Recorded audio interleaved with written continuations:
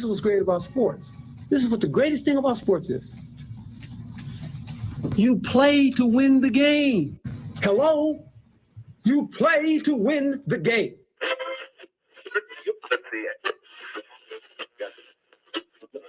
Winning isn't everything, but it's the only thing.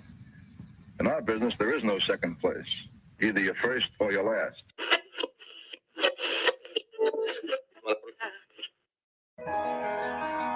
Ain't this what they've been waiting for? You ready? And now, the W with Walls and the Crew. Good morning. Where winning isn't everything, it's the only thing. On 100.1 FM. Good morning. And Facebook Live.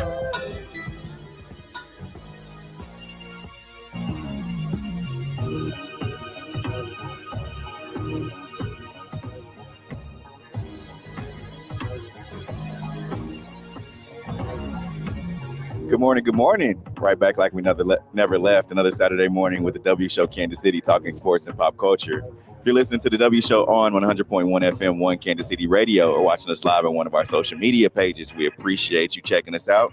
Thank you for making us a part of your Saturday morning. Good morning, everybody. Y'all look good morning. Let's go, man. Good and rested. Let's get into it, man. Yeah. Man, in the neighborhood. Yeah, we got a new man with us. Mm-hmm. Q, good morning. Yeah. Good to see you. Love 40, baby. Yeah. Or do you feel 40? Like, because I'm close, so I just want to know how what's your 40 feel like? I don't know. Ask Jay-Z. Yeah. I don't know. I feel great. That's what I'm talking about. Especially after tubs of tequila last night. What brand though? Like what was the? I probably had Pasamigos Clase Azul. Okay. All right. he ran that off quick. Right. Probably. Do you not know what for sure? I had them all. I had Patron, Casamigos, Don Julio. He just combined 42 was rolling last night. All of it. I feel like he just made a new word in Spanish. Yeah, I feel like everybody handed me something. It was ridiculous. Man, well, we're here. We're live here at Raleigh House, downtown Kansas City, Power and Light District, right on the corner of 14th and Grand is where we are. So if you're rolling around listening to us 100.1 FM, or even if you're at home checking us out, on your cell phone or on your computer, laptop, YouTube as well, come down, grab a Comeback Kids shirt. That's Jazz's favorite. I'm definitely grabbing one. It's staring at us. I want y'all to know I did not fumble the bag with Ochai. He will be coming on the show. He just has to work through some logistical things, but he's gonna be joining us. So yeah, we'll let you guys know when that'll be. But we got a lot to talk about on the show today. The Royals opening week last week. They're the second lowest attendance in Major League Baseball history. Can you guys believe that? No, yes. really. Yes. Yes, that's believable. All right, and Chiefs fans, they are questioning wide receiver Mecole Hardman's commitment after video services of Patrick Mahomes working out with wide receivers, and he wasn't in the video. We'll dive into that a little bit later in the show. And we're going to talk about the NBA playoffs. Of course, we'll talk about Kyrie and Pat Bev. Patrick Beverly, he has a lot. He had a lot going on last week as well. He was very excited, to say the least. And we'll dive into the WNBA draft and talk Amisha Williams-Holiday. She became the first HBCU player drafted into the WNBA in the past 20 years. So she's starting something here. I see a little bit's happening. And coming up in about 30 minutes, we'll have our sneakers of the week during our Hater to Love It segment. Let's get to today's headlines. And now, here are the biggest sports headlines from this week. We bring them to you every Saturday morning on the W with Walls and the Crew on 100.1 FM and Facebook Live. Now, the Kansas City Royals opening week had the second lowest attendance in Major League Baseball. Over the first 6 games out at Kauffman Stadium, in the Kansas City Royals are the third lowest, just in front of the Pittsburgh Pirates and Tampa Bay Rays. Like Steve said, I don't think it's much a surprise. What do you guys think? I look, here's the thing about the Royals. Like, for Kansas City fans, I want to know what else was everybody doing like last week, because I know it was cold on Thursday, home opener. I get that. There were still some fans there. Now, they had a game Saturday, 60 degrees, sunshine. They had a game Sunday, 60 degrees, sunshine. I get Sunday. A lot of Royals fans are also KU fans. So KU had their championship parade. So I understand that one. But Monday, 1 p.m. game, 6,000 people. Yeah. And then you had some games this week. So I mean, 101,000 fans so far over with an average of 16,000 fans out of the K this past week. There isn't a draw. There's no superstar. There's no panache. There's no, there's nobody there to just be like, oh, I got to go see him. Or they're not. Last year wasn't a very good year. This year projects to be, we're optimistic for 500. Above 500. I'm optimistic for 500. Excuse me. Sorry. But yeah, there's nothing there. And we just have to wait and see how the season's going to go. I'm not surprised by the early numbers, but as the season progresses, if they're scrappy, usually when their team doesn't have a superstar and they're scrappy, they do have a superstar. They have a couple. Who? Superstars. Salvador Perez, superstar. Superstar. Y'all can't sit up here and tell me that he's not the best catcher. He's a star. We're not going to go with superstars. He's a star for sure. He's so definitely a star. MLB, big picture. Who's a superstar right now? You got Trout. You got Mike Trout. Okay. You got and then you got Mookie Betts. Mookie Betts, superstar. You got the kid from Pittsburgh. I forget his name. See how important of course you got Yadier Molina. You got I get it. It's like every other sport. There's only a couple of superstars. Yeah, so I guess that's So it's levels.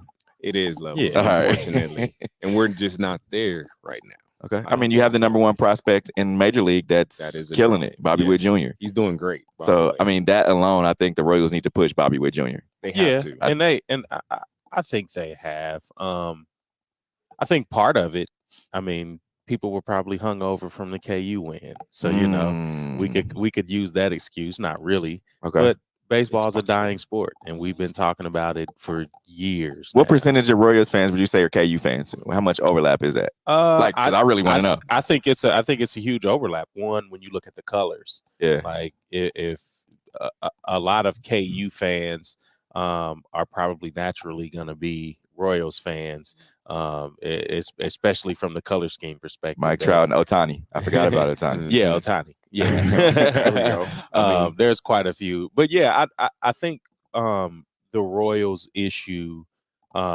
is that they're just not cool enough. And Noel even kind of hit it with the panache thing. Like you looked at when they had their run 2014-15, a lot of those players were kind of cool. True. And there was something. Yeah, the Eric Hosmer haircut and all that. Yeah, the Jermaine Dyson, Dyson's little Zoom dance. Yeah. And so you have that, but now what are the Royals?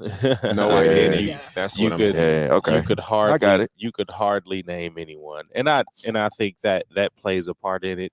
But then another part is it's like baseball doesn't promote they don't market to the Black community and to the cool kids, and we'll put it like that, the cool kids. And it's really tough to see for them because it's a league that now is getting a lot more Black Latin players coming in, and there's some kind of weirdness in some like Cuban and Dominican guys, especially culturally when you compare it to like American culture. But still, I think the game, like just being on that international scale, they need to focus more on making baseball cool, and they can't because of the unwritten rules. And you mentioned like kind of weirdness to us as like culturally. So quick story, my barbershop. 7 Oaks is right over closer to the stadium.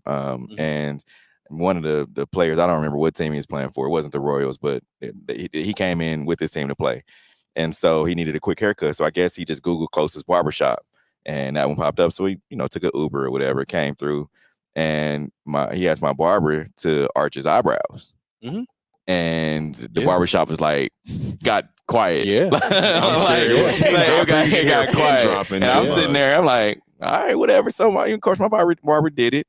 He took some pictures or whatever and dude wrote out. I cannot remember his name for the life of me. But everybody's like, man, he asked me to arch his eyebrows. Like, who does that? Like, we haven't had too many men come in and say, all right, arch my eyebrows. No, yeah, and you look at a lot of that Latin culture, especially when you look at the islands, things like that. They really concentrate on grooming. Who was the pitcher that the Royals brought on from the Reds for the championship run? He was the closer with the and when he came, I should know. Cueto, yeah. Yeah, Cueto. When Cueto came, Cueto. when Cueto came into town, a lot of people really like got on his Instagram. Yeah. Because he had like the man purse. But when you look at that, they really groom themselves in that culture. It's a very like vain culture in a sense. Like it's always vanity. And I mean, even when you look at it, like you go trim your beard and not your eyebrows. Like why would that look funny? Like that's like manscaping. I mean, it is. Yeah. Literally. So yeah. But friend of the show, Kiana Singh, she said, definitely our sport needs more diversity and young kids of color playing the game. Change is coming. Perhaps a lot of talent in the pipeline and takes time. We say that at the Negro League Baseball Museum. Yeah, definitely. And that's I agree with that because baseball again needs to get cooler. It needs to reach back to the youth. And I mean, you look at not baseball, you look at basketball, how they're able to incorporate their shoes and different things into fashion. Yeah. 1, I'm not wearing baseball cleats. 2, I'm not wearing eye black. Yeah. 3, I'm not wearing wristbands because I'm not Nelly in 1999. So that's changed. Huh? Yeah. So there's a lot of different things that baseball really needs to like focus on. And again, maybe they need to hire some black influencers within music, within fashion, to figure out how to make the sport cool. And you think, you know, like they do some different things. Like the Royals yesterday had the MLB, you know, was supporting Jackie Robinson Day, right? Where the Royals gave out these sweatshirts, 42 sweatshirts, which I think were pretty cool. I wish I could get one of those. Like if somebody's watching, Kiana, hook us up. We need some 42 merch. But yeah, like they try to do things like that to get people to come out. You know, and I don't know what the attendance was yesterday. It's always about the history of baseball and not necessarily, which is, don't get me wrong, that is okay to do, but it should be more about pushing it on to the younger folks. That's what I'm saying. You have to educate. Of course, you have to educate them with the history and all of that. But like when you see the NBA, you see Quavo courtside last night. Exactly. Yeah. You see like these social media influencers, they're involved in halftime shows. They're involved with and it's tough because baseball is one of those things where it's like basketball is just much more intimate. It's like they're right there on courtside. They're feet away from these guys. So it's like I get it, but baseball needs to implement something because they're missing in the mark right now for sure. Definitely. Now, we thought Mecole was a cool kid, but Chiefs fans are questioning wide receiver Mecole Hardman's commitment after video services of Patrick Mahomes working out with wide receivers, and he wasn't in the video. Yeah, I wish we had that video, but here's the thing about it. It's like people they want to come at Mecole, and I'm like, we talked to him at the Super Bowl. Mm-hmm. I mean, he seems like he's focused and understanding the game. He's coming into, this is a contract year, right? And so he understands wide receivers are getting paid. Yeah. They're getting paid the big bucks. And all he has to do is, let's just say he comes out, has 1,000 yards, 12 touchdowns, 10 touchdowns. He's going to get a bag next year. Yeah. So this is his, I don't want to say transformation season, but this is a season where he needs to, and don't get me wrong, last season, and people soon they don't really understand the fact that Mecole had more yards than a couple of guys that people were like, oh, well, he's just the second wide receiver. He's the third wide receiver. No, Mecole had 600 yards last season. It wasn't bad at all, and that's with the third being a third receiver, third option. And he got worked in a little more this year, this past season.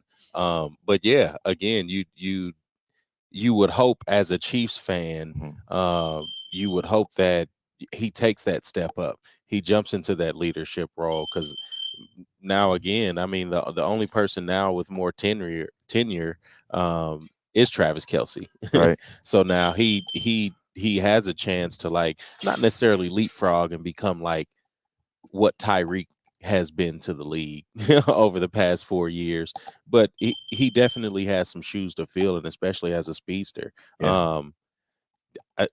Do you guys see him on the team next year? I do. See him getting another contract? I think as long as he is able to perform well.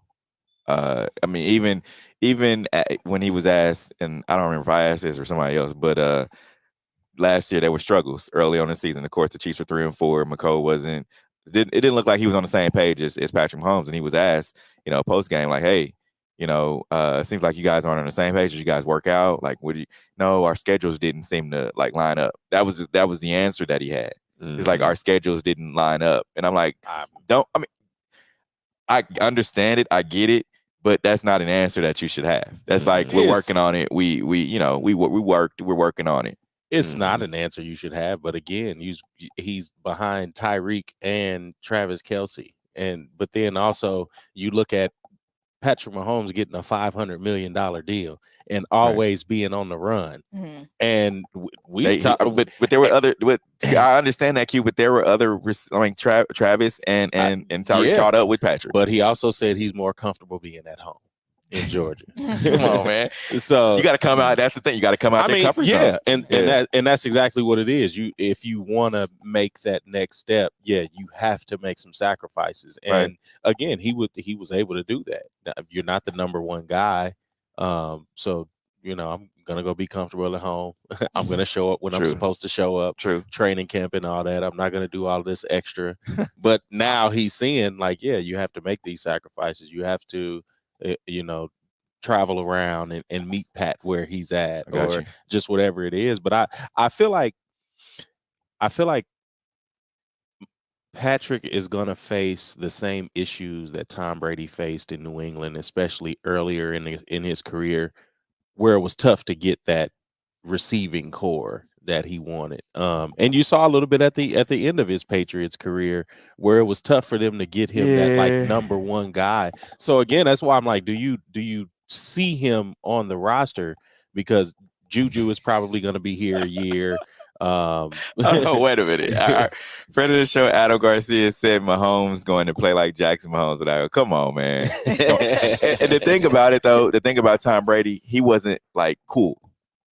He won, but there's a difference between winning and being like cool. Like when people actually see you, said courtside, they see you out and about, and that's the difference. Cool. That's the difference too, because Tom Brady almost came out as royalty. Like he came from being the 199th pick to then winning coming off the bench and winning a Super Bowl to a dynasty. So he's definitely not going to be as visible like that. And then I think a lot of players really respected Tom Brady's like work ethic. So again, you talk about the older ones did. The younger ones is like, I ain't feeling the Patriot way. But again, so you see, you just said like how Mecole would see it. Like I'm not trying to give my body to the league like this. I'm not trying to give all of my time to this. I'm going to show up when I'm supposed to. I'm going to do my job and I'm going to leave. But like my dad said, it's the difference between being good and great. Exactly. So, but I wouldn't read that much into that particular video. I mean, you never know. He could have been a chiropractor, whatever it could have been. But Patrick did post a new workout video this week, and right there in the corner was Mecole Hardman. So how do you feel about that one? I like it because, again, it's like responding to it. Like, we don't know why he missed. He could have had some sort of appointment or whatever. Of course. But, of course, it was intentional that he's included in this video just so people could shut up. But again, like I don't like responding to fans like in that way, because you could just literally come out and say, I mean, hey, he wasn't here, or hey, I wasn't there. Yeah, but they know how Chiefs fans are a different breed, though. Like, I mean, because you think about it, they want every wide receiver. So if Patrick posts a video and he has Juju Smith-Schuster there, he has Valdez-Scantling, he has Clyde Edwards-Helaire, everybody is there, and except Travis and except Mecole. Of course, Travis, they're gonna give Travis a pass. That's what I'm saying. Yeah. But Mecole, it's like, all right, Mecole, we want you I think people want it so bad for him to like be great and replace Tyreek Hill, because remember, they brought Mecole in to replace Tyreek Hill. Like that was his replacement when Tyreek was going through his legal stuff. So, you know, the fact that he's there, is it a big deal if he's not there? I think it is. Just because you get that chemistry going, you get we see other QBs that are working out with their guys. You know, Joe Burrow is working out with Chase. You know, Herbert is working out with Keenan Allen. You know, all these guys, Russell Wilson is getting with his receivers. So, heck, you got to be there. I just think you do. I'm not saying that you have to be there week in and week out, but at least show your face. Like, hey, man, I'm in. Let's get this workout real quick, and I'm out. Not on some voluntary stuff. Come on, man. No, he got to be there. I agree. I'm going to be honest with you. Like, he has to be there just because of what the Chiefs are running into this season. There's no Tyreek Hill. That's the reality of the situation. There's no Tyreek. There's a bunch of turnover in their receiving core. He has to show his face and say, like, hey, like, I'm here to be the number one. Like, I don't care what Juju talking about. I don't care what Valdez talking about. I'm the number one. I have tenure. I'm the guy. And that's what he was saying back at the Super Bowl. He was like, yeah, I'm more comfortable. I'm ready to take on, like, I'm ready to embrace this role. Little did he know that role is the number one receiver. So he's got to do it. And I think he's doing it, though. Like, I don't have a problem with him not being there at all. I just know he has to show up, like, more often than not. Mm-hmm. Definitely. But you remember he posted the video, the Fresh Prince video. It's like the GIF or whatever, where Fresh Prince, Will Smith was standing in a room in the house and everybody was gone. Was there, He posted that. I mean, he's the only receiver besides Garrett Dieter. He's the only starting wide receiver that is still there. So that room is going to look a whole lot different. And these guys have to develop that chemistry. You do. No, follow Pat around. That's all I'm gonna say. He got $500 million. Follow him. And I definitely agree with that, because that's probably the player that I would be. I prefer the team camaraderie. I prefer all of that. But I mean, he may not, and fans have to allow him that, because again, like, the season just ended 2 months ago.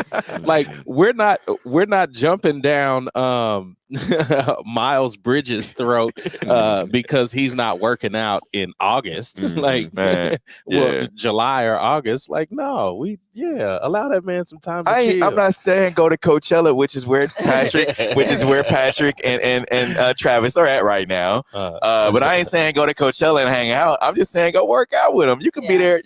You can give 2 days out of your week. You're a millionaire, bro. You can give 2 days out of your week to go and work out and then go on about your business. Definitely.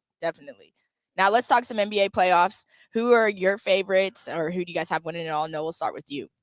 My favorite, I got the Bucks, of course. I got a rematch of last year's finals. I got Bucks and Suns. As far as let's see, will there be any surprises? Surprises.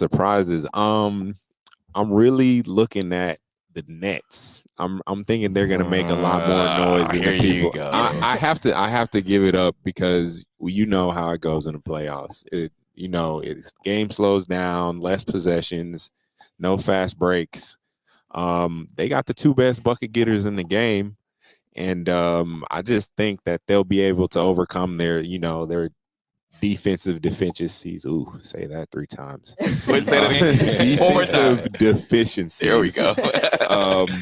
And with the amount of, like, scoring that they'll have, and Ben Simmons is kind of looming. I'm not saying he's gonna just be this huge impact player, but you play him for 10 minutes, he can get you some rebounds, get you some stops. You never know. So I got faith in Kevin Durant. Obviously, I said the Bucks are going to be the ones who win it all, but I see some noise coming. I see them beating the Celtics first round. I really do. So is nobody on the Nuggets train this year? No, I'm off of it. I think they're gonna lose first round. Really? Lose first round. Yeah. I have the Phoenix Suns. Mm-hmm. I really think that it's their time. Devin Booker, Chris Paul. I do. And then there's 2 Kansas City kids on the team. Like, how can y'all not? I rock with it. I do. How can y'all not like that? I mean, you got Ishmael Wainwright, of course. Went to Raytown South. Dad, we know Calvin Wainwright, huge in the basketball community here in KC. And then you got Park Hill legend. I mean, Landry Shamet. And so, I mean, you got these two. He's on the squad. Yeah. Wait. No, Landry's Suns. He's on the Suns. He's on the Suns team. I thought he was on the. No, he's on the Suns. Dang, He's he on made it to the Suns. He's on the Suns. Because he was on the Nets last year. I could have sworn. Okay. No, he's on the Suns. So you got these two. You got these two guys that are from the city. You have to support. I mean, you just do. And I think they're not only that, just because they're on the team, but I think they're a good team. They're young, and then when you get these young, aggressive, hungry guys that just don't know any better, they just going out there and they're hooping, right? So you know, I do, and they're led by one of the greatest point guards ever in CP3. Yeah, I got you. I mean, they're gonna make the finals, but they're gonna run into Giannis. Nah, Giannis he's the god right now. He's the man. Now, Brooklyn Nets Kylie Irving spoke out about fasting for Ramadan during the NBA postseason and says he's walking with faith. Let's hear what he had to say. Kyrie, on a personal note, you have said that you are fasting for Ramadan, which, for those who are unaware, means no food, no water from sun up to sundown. How do you muster the energy to go out and score 34 points with very little nutrition in your body? Well, it's a journey with God, and I'm not alone in this. I have brothers and sisters all around the world that are fasting with me. We hold our prayers and our meditations very sacred. And when you come out here, I mean, God's inside me, God's inside you, God's inside all of us. So I'm walking with faith, and that's all that matters. And when I get a chance to do this in this type of arena and showcase my talents that have been granted to me strictly from God, I'm humbled. He's not letting me score 34 to must win, I'll tell you that. Congratulations, Kyrie. Thanks, brother. Big deal. I really believe that's a big deal. Question to y'all though is and I don't know, is like, oh man, I think he has to be drinking something, like some kind of water during the game. I'm gonna call me a hater. Y'all can call me a hater. He said he got to be drinking something. But could you guys play 48 minutes with no water? No shot. No shot. This is the thing. I'm calling cap on just the smallest amount of this. I'm saying he's hydrating himself somehow, because what sport have you ever played that you haven't been able to drink anything at all? Like playing it hard. And this is NBA basketball. This ain't no like Saturday soccer league. Like what you gotta say about soccer? This ain't no excuse me. This ain't no Saturday softball league where we're like drinking beers and just kicking it out there. No, this is NBA playoff basketball. And you mean to tell me he's not drinking anything during it? I mean, it's possible. Yeah, very much so. And I had to respect it because of the reasons. Like, it's definitely a priority, obviously, to him. So if he can do that, props to him. I don't think I could, but I do think it's believable that he really is holding himself accountable. Props. I mean, yeah. And two, you got to look at it like this. People have been on him about the getting vaccinated thing, like leaving his team. And so I think this is it like you looking beyond that and saying, all right, Kyrie, you're doing this for the people. You're man for the people. You're of course, well, I'm not questioning his faith or anything, but like actually putting it out there, putting it in the forefront of saying like, I'm doing this. I have people that I'm with, it's my religion and my belief.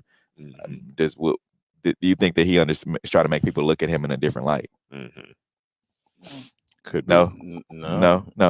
Okay. I mean, I'm just saying, I'm not questioning his belief, but I'm just saying, like, all right, let's look past him not wanting to get vaccinated, and let's look at, oh wow, Kyrie's really doing this. Like, man, we respect him.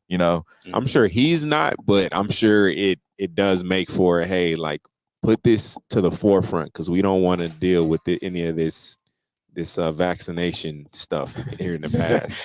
So I understand. Adam Garcia said Olajuwon did it during his back-to-back runs. And I kind of remember that, because I feel like he's not the first to do it. And I brought it up in a meeting because we played high school football with a guy, and he was our starting linebacker. That's right. As soon what was his name? As soon as Reuben. As soon as the sun fell, he had to leave. Yeah, like he had to leave the game. So he probably played like the first 5 minutes of the first quarter. Yeah. Wow. But he had to leave because it There were some games that he didn't even get to play. I remember he was leaving after the warm up. Yeah. Wow. Yeah. No, and that's that's part of the faith. So again, I respect it because it's Stop it, Garcia. It's something I would do. He said Tim Duncan never drank water his whole NBA career. Come on, stop it. That sounds like something off a semi-pro. Yeah. I've never thrown up in my life. Hey, Miss Coleman said, guys, God also gives us common sense. Drink some water. Hey man, I didn't want to be the one to say it. I promise you I didn't, and I didn't. So there you go. There you go. If you're listening to us on 100.1 FM, remember you can always catch us on Facebook Live, and you can chime in on our social media feed. I mean, we love it. We love the commentary. Definitely. Now, Patrick Beverly definitely had some commentary about his win for the playing game. He was fined $30,000 for use of profanity during his post-game comments to the news media and on social media. Let's hear what Pat Bev had to say. I know you said last night, Pat, that you've been thinking a lot about the symmetry between your celebration and Kevin Garnett's in 2004. At what point did you know? Was it as the shot clock was ticking down, as you knew that you were going to win the game, that was your move, that you were jumping on the scorer's table and your jersey was heading into the stands? Yeah, night before. Night before. That's night before. You know, just had to get to where we need to get to, you know. Hey, Pat Bev, if you go show up on ESPN, bro, that's how you show up, Yes. all right? Straight That's up. That's how out. you swag it out. Yeah. I ain't lying, bro. That's how you show up. Yeah. But look, I can't pull it off. But listen, I want to say this. I don't even care about the celebration. I actually embraced it. I actually enjoy it, watching y'all enjoy y'all moment. I want to talk about y'all brotherhood, because obviously if y'all had a celebration like that, it's a brotherhood that's been formed inside that locker room. And you as the veteran, as the brother, I want to know, what's your approach, what's your mentality for us leading these young guys that seem to look up to you? I've never been around a group of young guys like this in my life, in my whole career.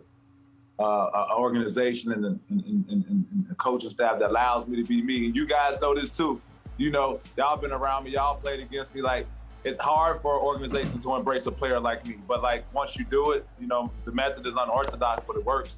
I mean, these guys, I'm talking about, they absorb everything. Pat, what you got for us? Pat, what you got for us? Like, Pat, you know, tell us some playoff stories, some Kawhi stories, you know? So like, we meet up every time we land together. We meet up, we watch film together every day. And it's not forced, it's all supernatural. We play dressing contests, man. They keep me young. So man, I'm vibing out with them. You're not that old, bro. Yeah, I mean, that's at least one teammate, one Patrick that teammates like. Shots fired. No, but I mean, you get a guy like that, and he said, "Man, I'm in so many words, I'm a lot to deal with on the team. Like you got, you know, it's kind of hard for some teams to put up with. And you could say antics, but it works. I mean, and he can still go, he can still hoop, but." His celebration, I think, was warranted. You know, even though he was fined, I think it was warranted. I mean, he said that they left him for dead. Yeah, he sent him home. So he's like Roland Ray. It was never given dead. And the thing about it is, he wasn't PC about it. Like, we get guys, and I talk about, you know, Patrick Mahomes all the time. It's like, man, don't be so PC. Don't be, you know, you don't have to be politically correct all the time. Tell them how you feel. Let it like, out. You've been an NBA MVP. NFL MVP. You've been Super Bowl MVP. Patrick Beverly hasn't done any of that, and he's going to let you know how he feels. I know different personalities, different leagues, but still, it's like, man, you were the man. Act like it. Nah, it's really because we're looking at two different kind of upbringings, and you could say one is right and one is wrong, but Patrick Bev, he had to scrap and fight for everything his entire life. I mean, from the point where he went to college all the way getting to the pros, like, he was definitely brushed to the side his entire career. So he has that dog mentality where I'm scrapping to get every single thing I can, and once I get something, I'm gonna let you know about it. And he doesn't get those opportunities often because he's not an NBA superstar. He's a very, very, very useful NBA player, but he's not a Patrick. Patrick is the superstar. It's some things he just wants to protect his bag. Maybe he don't have $30,000 to give up on a. I'm not saying go to that, but the thing is, when you go and score a touchdown and then you're counting on your fingers, the number that you were drafted, all that stuff. You gotta, if something you're asked about it, say, man, yeah, this is what I felt like. I felt disrespected, and the thing about that is your teammates feed off of that, exactly, and they'll run through a wall for you if they like, he's real, he's being real, he's not being PC, and I'm telling you, they'll run through a wall for you. And I think when he realizes that, and I'm not saying that they're not going to run through a wall for him now, but when he realizes that, I think he'll be a lot better within his game. I mean, he's still young, man. He still hasn't really got to his prime, if we're being quite honest. Of course. He's still he's 25, 26. 26. Yeah, that's not a prime for an NFL quarterback. You really don't reach yours until you get to 30, and that's crazy when you really think about it. But I loved it, Pat. I'm glad you did it, man. Good luck to you in this first round, because it's gonna be a tough one, but I loved every second of it. So. Yeah. And go ahead, Q. I was gonna say, because Pat's not gonna be that, because his mom's not gonna allow him to be braggadocious. And you got braggadocious is a hell of a word. But I love it for like the PC and then having the respect conversation. I feel like a lot of times guys are so PC in the beginning of their careers and trying to keep an image or whatever conform, and then they don't speak out about getting respect on their name until it's too late, or they get mad or they feel disrespected. So it's like, as soon you should start that from the jump, like always demand that respect, always show confidence, and then you don't have to lash out in the end. Y'all see Will Smith? You see how PC he was throughout his career, and then he lashed out. And now look, talk about a lash out. Man. I mean, open hand. Because maybe Antonio Brown's the other end of that. Maybe he was so PC with Ben Roethlisberger. No, afterwards he just bubbled over. That was just money. That was money. That's a difference. No. We not letting him have it. We never gonna let him slide on this show. I'm not serious today. Now we're gonna take a quick break. Coming up, we'll discuss Congress has told Federal Trade Commission in letter that the Washington Commanders may have broken financial laws. Keep it locked in. This is the W Show. We'll be right back. Snitches get stitches. Oh, okay. You're tuned in to the W with Walls and the Crew, where winning isn't everything. It's the only thing. On 100.1 FM and Facebook Live. Are you not entertained? Are you not entertained? Is this not why you are here? Come spin with us, Kansas City. KC We Spin 360 is the coolest 360 video spinner experience for events. KC We Spin 360 is taking it to the next level. The 360 video spinner platform rental will be the life of the party. Everyone will be talking about their 360 video experience while bragging about it on their social media pages. The captivating slow motion and reverse effects will have your guests feeling like celebrities. The KC We Spin 360 video spinner can capture slow-mo videos, GIFs, and boomerangs from every angle. Specializing in corporate events, weddings, social gatherings, bar bat mitzvahs, school events, and fundraisers, KC We Spin 360 can be found online at kcwespin360.com. Come spin with us, Kansas City. Don't be depressed, frustrated, or stressed because of the loss of a loved one. Golden Gate Funeral and Cremation Services is here to assist you with a smooth, stress-free transition. It doesn't matter how your loved one transitioned, we will offer you a memorable celebration to your liking. We are a family-friendly, full-service funeral home right here in the heart of the city, offering affordable cremations and package pricing and quality service. Call us when you need us. 816-231-GATE. That's 816-231-4283. There's only one Golden Gate, located at 2800 East 18th Street, Kansas City, Missouri. Exchanging your grief for a golden experience. You're tuned in to the W with Walls and the Crew, where winning isn't everything. It's the only thing. On 100.1 FM and Facebook Live. Remember to interact with our show. Use hashtag #TalkAboutIt, message us, and we will talk about whatever topic you want. But Congress tells Federal Trade Commission in letter that Washington Commanders may have broken financial laws. Steve had some words about this one. We'll start with you. They changed the name. They've done everything that you wanted. Now you guys are wanting them to, give up some financial compensation that they've had throughout, you know, their tenure as a team in the league. And I think now it's just like, why are y'all trying to point fingers at the Washington Commanders? So many teams have done it. I mean, they have different ways of hiding some of their financial gains and things like that. So why are y'all pointing fingers at the Washington Commanders? Because somebody is upset as a franchise. Somebody is upset. You know? Well, so. I could think part of it is just keep putting pressure on Snyder to sell the team. Get rid of him. Get out of here. Get rid of him.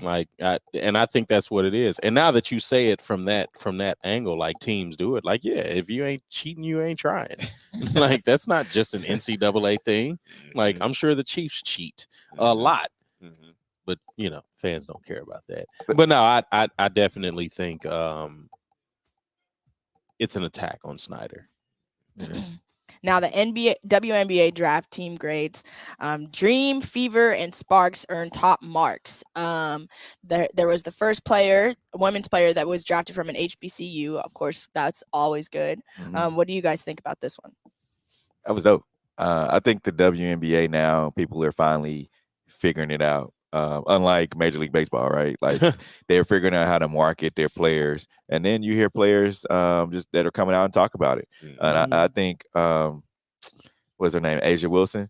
She was on LeBron's the Shot podcast, and they were talking about just letting our voices be heard, and just getting their message out there. And LeBron, y'all could see like his wheels were churning. Like, how can I help? How can I assist? And he even came out and said, well, I know some folks that can help you get your voices out. Mm-hmm. You know, with his Spring Hill company. And so I think now people are actually starting to realize not only HBCUs are where it's at, but also the WNBA and women's sports in general.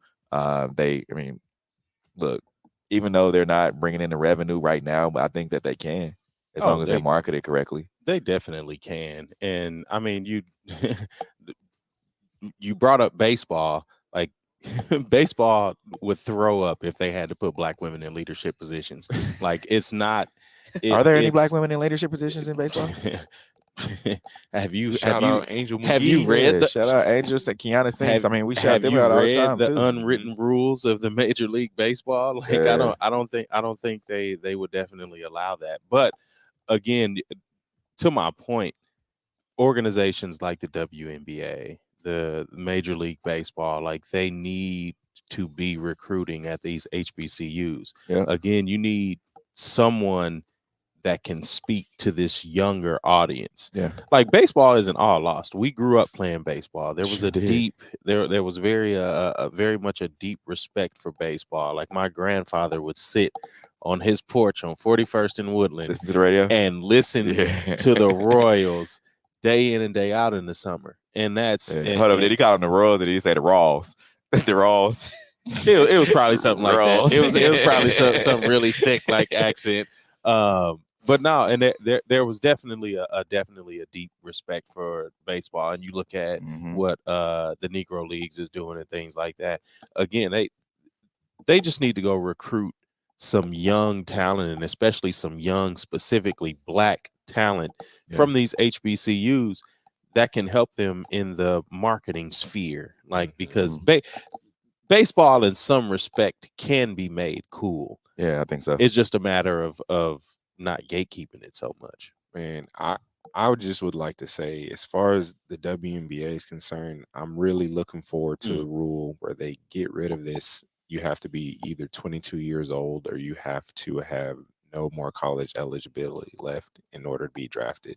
Because I really do think that's the last kind of thing that's hurting the WNBA, is you're not letting, like, Caitlin Clark should be in the WNBA yesterday. Yeah, she's that good. Paige buckets. Yeah, we're talking all of these young girls that come in as freshmen and they're already leading these teams deep on NCAA tournament runs. They should be able to say, you know what? I mean, obviously it's for a different reason. The WNBA, the revenue thing, they don't,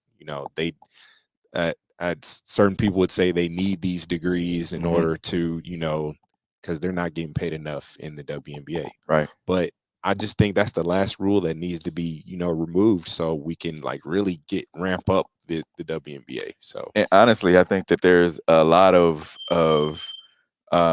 you miss out on a lot of what they're doing, within their lives because they have to leave. So WNBA season starts, they start training camp March. The league is from June, July, August. And then most of them head overseas. Mm-hmm. Yeah. So from August to March, these women are overseas playing in a whole nother league. And it's just like, man, there's no way for them to be in commercials. Yes. There's no way for them to be in any move.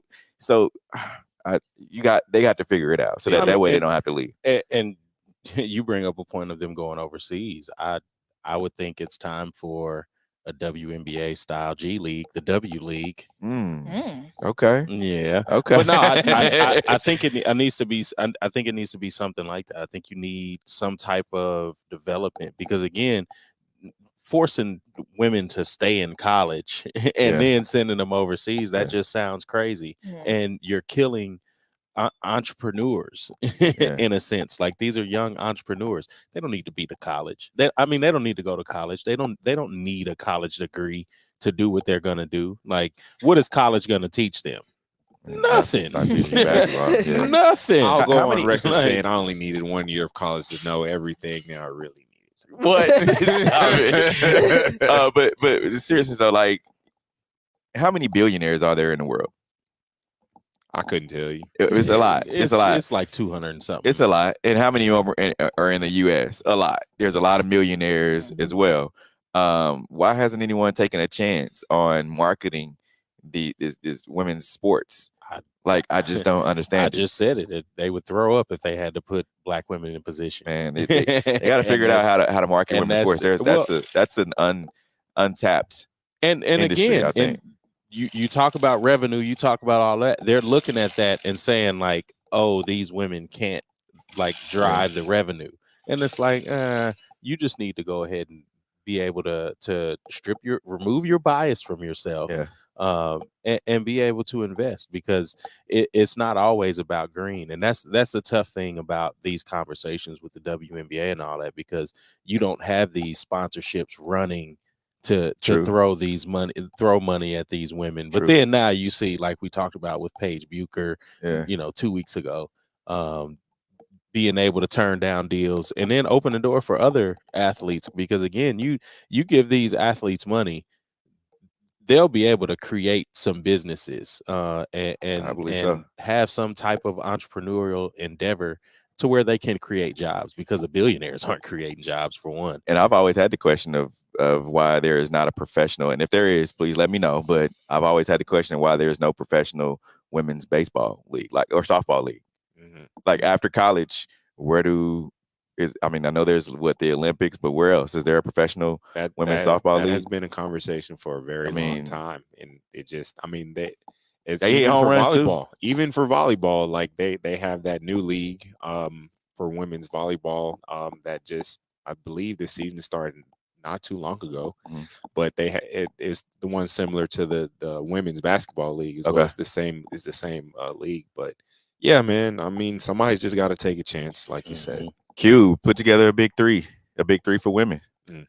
I think that'd be dope if they had. I would love to see. Yeah, and I think you can mash them together, like women play first and the men play, vice versa. Definitely. So now Lakers facing uncertain future after disastrous season. What's next for LeBron James and the Lakers after LA?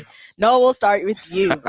Dude, I would love if we had that video of Russ sitting at that press conference and not taking any accountability. Oof, man. Accountability for the terrible season by his standards that he had this year. And I just think that first order of business, we got to trade you, Russ. I don't think Russ needs to be there. I don't think he wants to be there. And truthfully, I don't think Laker Nation wants him to be there after the season that he had. I would say that needs to it has to happen if they want, any sort of successful 22-23 season. That needs to happen first.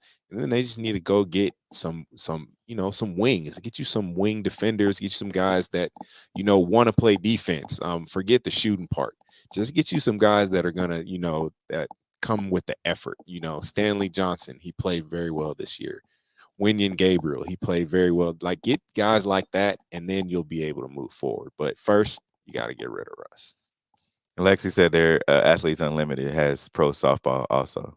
Exactly. That's the league I was talking about. Yeah, I think the Lakers, man, and I'm a Lakers fan, like through and through. I'm just not a LeBron James fan. I put that out there all the time. So the thing about it is that I think the team needs to take accountability. We didn't see LeBron taking accountability. We didn't see AD taking accountability. What AD said is that the injuries are what kind of like plagued the team, and the reason that they didn't. No one was injured but you. So I think if I'm, and I said this last week, but if I'm in the Lakers front office, I'm taking calls about Anthony Davis and LeBron James. I really am.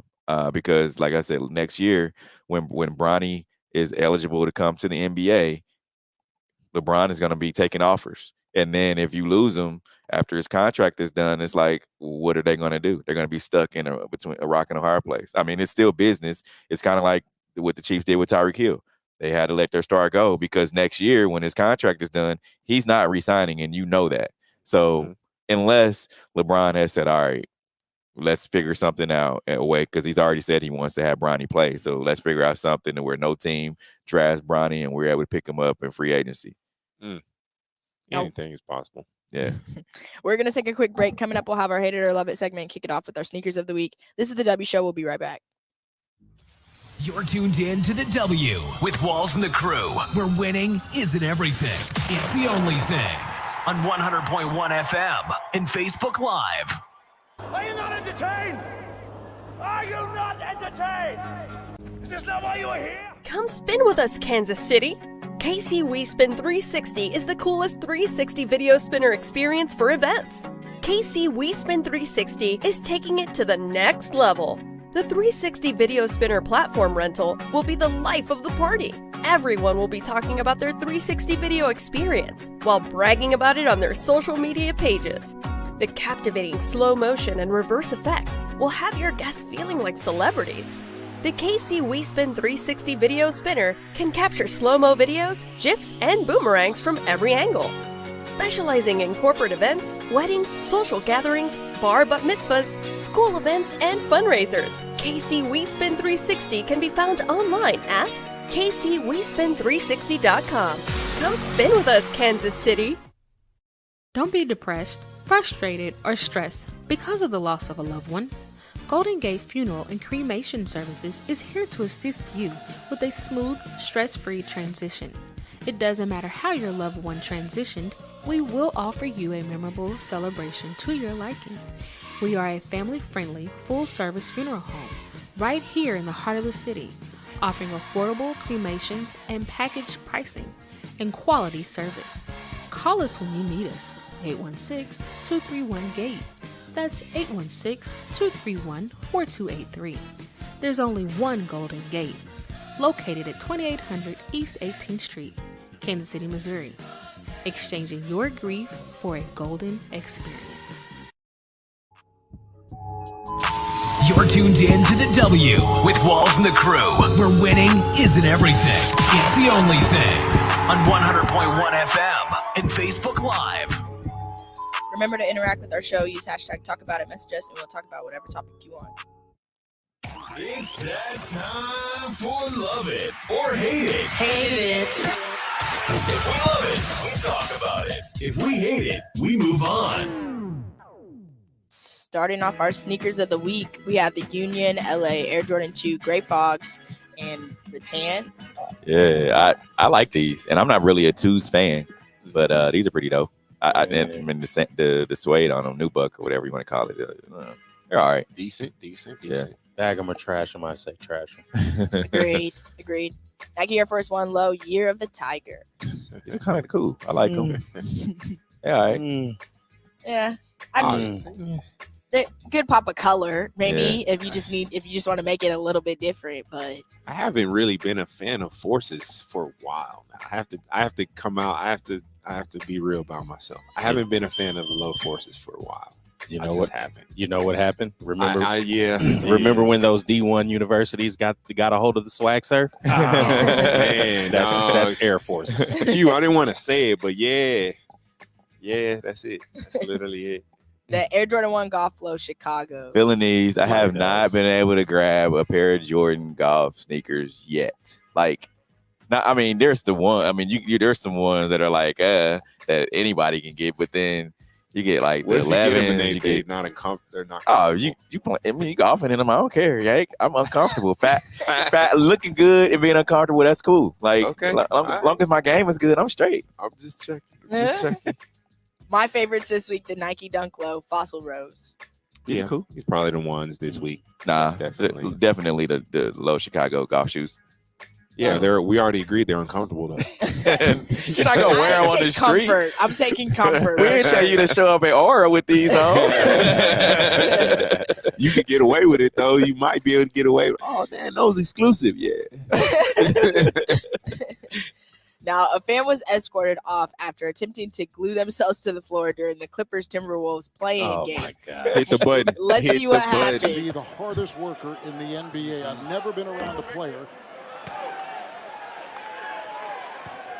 Somebody has fallen, a arena worker has fallen at the other end, and you can see right now, I'm not sure if she fainted or fell, but they are assisting her. And out she goes. You know, I say it's an arena worker. It may have been somebody else. Because they quickly got her up and got her off in a hurry. Did she? If she fell, is there blood down there? Oh, okay. I think we've been told there was a protest, and I think she was writing something on the floor. Crazy. She tried to glue herself to an NBA. Like, do you understand? It takes a while for the glue to set. Man, hit the button. Not only that, hit the button. Not only that, you got to remember, like, you want your hands and skin to just stick to the floor? Nah. Mine was the reactions for me. All the different players looking like what? You can read lips like she stuck her head to the floor. Yeah. Hit that one. The old brother. Hit the old brother.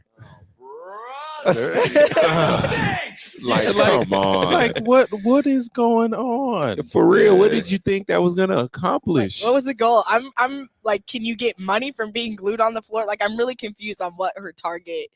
What was the goal of it? I read up on it. I know why she did it. It just seems so silly and unserious. It's just unserious. It's unserious. Waste of glue, if you ask me. Yes. Black people are being killed in the streets, and she goes and takes a nap. But for animals, she's gonna glue herself to an NBA court. Coleman said, as I said earlier, God gives us common sense. She clearly didn't get any. He didn't get a lick of He didn't. God didn't pour enough into her bowl. He's like, oops, I forgot common sense. She's good though. She's good. She's good to go. Good. NBA brings back script style logo for 75th anniversary finals. Hate it or love it? Hate it. It looks trash. I love it. I love it. Bring back that. Give me 95s. Give me 95s. Yes, Let's do it. XFL announces all 8 coaching hires for 2023 season. I love it. I love it. I love it. My favorite is my guy Bob Stoops. You know what I'm saying? Yeah. Derek Carr Raiders reportedly agreed to 3-year, $121.5 million contract extension. I love it. Yes, sir. I love it. I'm happy. Keep Derek Carr. He's never won. He's won as many playoff games as we've won. I ain't talking Chiefs. I'm talking to us. 5. Oh, 0. How many playoff games you won? Yeah, but he also has $121 million apparently. We do not have $121 million. Is he higher paid than Mahomes now? Nope. No. Floyd Mayweather is so confident in Antonio Brown that he says if a team pays AB $20 million, he'll give it back under one condition. Yep.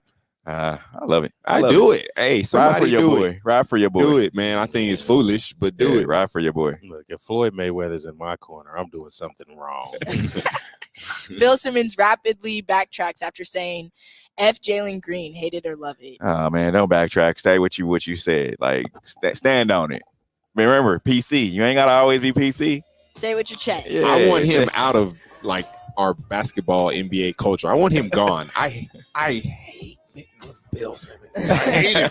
But whatever. He's a pod father, man. King of podcasts. He's the first one. He's like out of here. He's like one of those pure hip hop heads. Oh yeah, you know the ones, Q. The pure hip hop heads. You know, we on the same page. As always, we does. definitely appreciate everybody who joined in on our show. We love the commentary on our social media feed at the W Show KC. If you're not if you haven't liked our page, remember you can catch a rerun of our show on 100.1 FM, 1 Kansas City Radio. Thank you to Rally House Power and Light. Come down, come and get you the Comeback Kids shirt. They're here, but we have to be out of here. Until next week, we are out. The views and opinions expressed on the W Radio Show by the host, co-host, guests, and call-in listeners are solely the opinions and responsibility of the original source who expressed them. They do not represent the opinions of the W Show, 100.1 FM, 1 Kansas City Radio, Sideline Sports Talk, Team Wall Street Foundations, or affiliates.